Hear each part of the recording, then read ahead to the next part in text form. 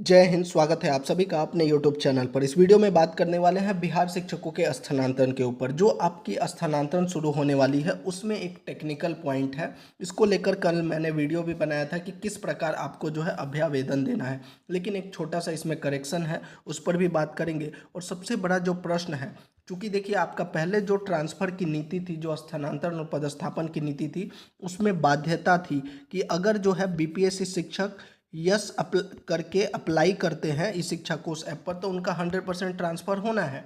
इसके अलावा अगर जो है सक्षमता पास शिक्षक है, उनका भी 100% पदस्थापन होना है। ये जो है आपकी पुरानी स्थानांतरण नीति में थी, लेकिन जब चूँकि इसको स्थगित कर दिया गया है और अब जो मांगा गया है उसमें क्या है कि विशेष समस्या को लेकर जो इच्छुक हैं, जो शिक्षक या शिक्षिका इच्छुक हैं, जो चाहते हैं उनका स्थानांतरण हो, उनको जो है आवेदन के साथ एक अभ्यावेदन देना है। और इसी को लेकर जो है बहुत सारे प्रश्न पूछे जा रहे हैं। तो इस प्रश्न का जवाब मैं इस वीडियो में देने वाला हूं कि किसका जो है अभ्यावेदन एक्सेप्ट किया जाएगा, क्या है अभ्यावेदन, अभ्यावेदन या आवेदन में क्या अंतर है। इन सभी चीज़ों को जो है एक एक करके सिंपल तरीके से मैं आपको बताने वाला हूं। साथ ही अगर आपका कोई प्रश्न है तो आप कमेंट में या फिर टेलीग्राम का लिंक हमने दे दिया, आप डायरेक्टली टेलीग्राम पर जुड़ के हमसे अपना प्रश्न पूछ सकते हैं। दूसरा जो प्रश्न है, मुख्यालय स्तर पर तय किया जाएगा स्थानांतरण, सभी को नहीं मिलेगा स्थानांतरण, और अभ्यावेदन किस प्रकार लिखें। इन सभी प्रश्नों का जवाब आपको इस वीडियो में मिलने वाला है। तो चलिए वीडियो को शुरू करते हैं। तो देखिए, जो आपका ये मार्गदर्शिका जारी किया गया था 22 तारीख को, इसमें ये वर्ड मैं आपको दिखा भी देता हूँ कि उपयुक्त विषय राज्य के सरकारी प्रारंभिक एवं माध्यमिक उच्च माध्यमिक विद्यालयों में कार्यरत शिक्षक शिक्षिका जो विशेष समस्या के कारण स्थानांतरण के लिए इच्छुक हैं, स्थानांतरण संबंधी अभ्यावेदन हेतु ज्ञापांक 2035-2036 इतना द्वारा आदेश निर्गत किया गया है। उक्त में शिक्षकों द्वारा अभ्यावेदन समर्पित करने हेतु पूर्ण प्रक्रिया संबंधी मार्गदर्शिका संलग्न कर भेजी जा रही है। और ये जो मार्गदर्शिका है वह भी दिखा देता हूँ। इसमें जो है ये पॉइंट नंबर 10 है कि शिक्षक शिक्षिका द्वारा पोर्टल पर सभी सूचनाओं का प्रविष्ट करने के उपरांत अपना लिखित अभ्यावेदन स्कैन कर यथास्थान अपलोड करना अनिवार्य होगा। अब आपका जो पूरा जो ट्रांसफ़र की प्रक्रिया है वह किस पर निर्भर करता है, तो आपके द्वारा जो लिखित अभ्यावेदन है उसी पर निर्भर करता है। कैसे, मैं आपको यहाँ पर स्पष्ट करके दिखाता हूँ। देखिए, आवेदन जो होता है, आवेदन जो आप पहले दे रहे थे कि आपने एक अर्जी लगाई है, एक नीति बनाई गई है, उसमें आपने एक अर्जी दायर कर दिया, ये सिंपल सा आवेदन हो गया।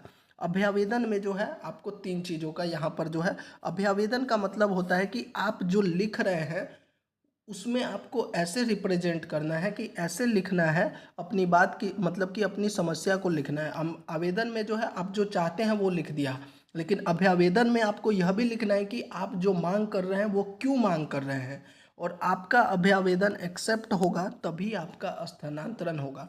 दूसरा जो है, पहले जो स्थानांतरण नीति जो थी उसमें जो है उसके लिए जो है शिक्षा विभाग बाध्य थी कि सभी का जो है, जो आपने विकल्प दिया है उसके हिसाब से आपका जो है ट्रांसफ़र होना है। लेकिन अभ्यावेदन में आप जो लिखेंगे, अगर शिक्षा विभाग को लगता है कि आपके अभ्यावेदन में जो चीज़ें लिखी गई हैं उससे लगता है कि आपकी जो समस्या है वह गंभीर है और आपको स्थानांतरण देना चाहिए, तभी जो है आपका स्थानांतरण होगा। अब इसके लिए मैं आपको एक उदाहरण भी समझा देता हूँ। जैसे मेरे गांव में जो स्कूल है वहाँ पर मान लीजिए एसएसटी के जो है एक वैकेंसी है, एसएसटी के टीचर की एक वैकेंसी है, और वहाँ पर जो है 2 लोगों ने अप्लाई किया हुआ है, 2 लोगों ने अप्लाई किया हुआ है। अब इनका कैसे पता लगेगा कि किसको यहाँ पर ट्रांसफ़र देना है, तो यहाँ पर देखा जाएगा कि आपने जो अभ्यावेदन लिखा है उसमें क्या लिखा है। अगर आपके अभ्यावेदन को देखकर लगता है कि आपकी जो समस्या है वह ज़्यादा ज़रूरी है, तो उसके आधार पर जो है यहाँ पर स्थानांतरण होना है।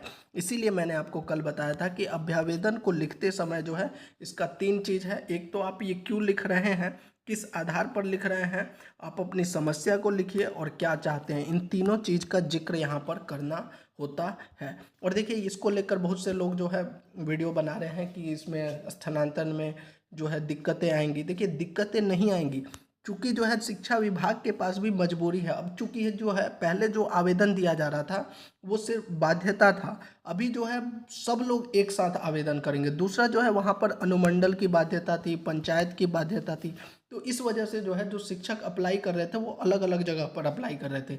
लेकिन अब क्या होगा, जो अधिकतम शिक्षक चाहेंगे कि उसी विद्यालय में वो अप्लाई करें स्थानांतरण के लिए जो उनके सबसे निकटतम होगा। तो अब जो है अप्लाई ज़्यादा लोग करेंगे और सबसे पास वाला करेंगे, इसीलिए जो है अभ्यावेदन मांगा गया है।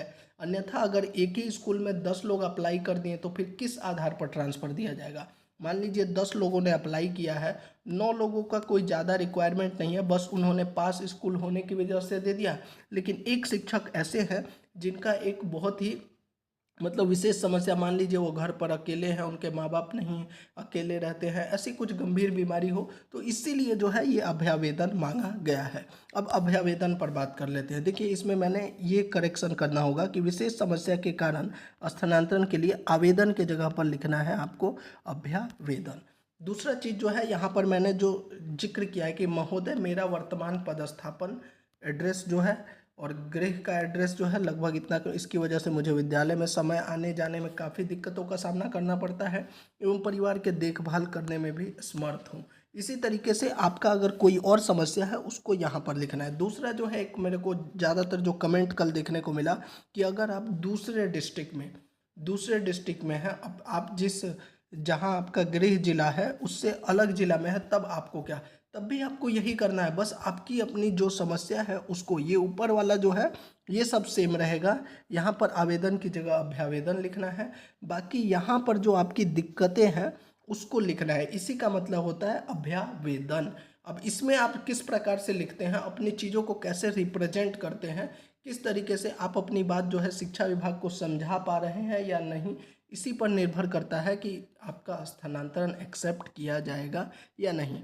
चूँकि देखिए मैंने जितना देखा है और जो अभी चल रहा है उसके हिसाब से आप मान कर चलिए कि जितनी वैकेंसी है, मतलब बहुत से चीज़ों पर जो बहुत से स्कूलों में जो है खाली जगह है, तभी तो अब बीपीएससी का रिक्रूटमेंट भी किया जा रहा है, बीपीएससी द्वारा एग्ज़ाम लिया जा रहा है। तो यानी कि वैकेंसी है, तो अगर आप जिस विद्यालय में अप्लाई कर रहे हैं वहाँ पर अगर खाली होगी जगह तो आपको स्थानांतरण का लाभ मिल जाएगा।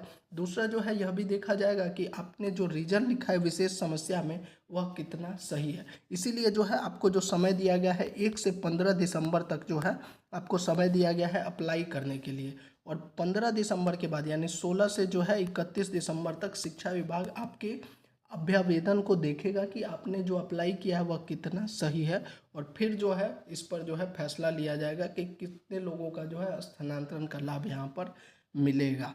अब यहाँ पर जो है एक बेनिफिट ऑफ डाउट कहूँ या फिर यूँ कहूँ कि कुछ लोग अफवाह भी फैला रहे हैं कि इसमें धांधली होने का भी चांसेस हैं, क्योंकि यहाँ पर कोई भी चीज़ स्पष्ट नहीं है। विशेष समस्या में कोई भी चीज़ स्पष्ट नहीं है कि किसका होगा स्थानांतरण, किसका नहीं होगा। तो हालांकि ये सब चीज़ें जो है वो शिक्षा विभाग तक भी जा रही होंगी और शिक्षा विभाग भी इन सब चीज़ों को जो है धीरे धीरे क्लियर करता चलेगा। मैं तो यही कहूँगा भैया एक बार शुरू होने दीजिए स्थानांतरण, क्योंकि पहले ही एक बार शुरू होकर रद्द हो चुका है। तो अब कुछ ऐसा बखेरा मत खड़ा कीजिए कि फिर से कुछ इसमें दिक्कतें आ जाए। तो ये थी पूरी जानकारी। अभी भी आपका कोई प्रश्न है तो आप कमेंट बॉक्स में या टेलीग्राम का लिंक दे दिया है, वहाँ पर जाकर आप पूछ सकते हैं। जय हिंद।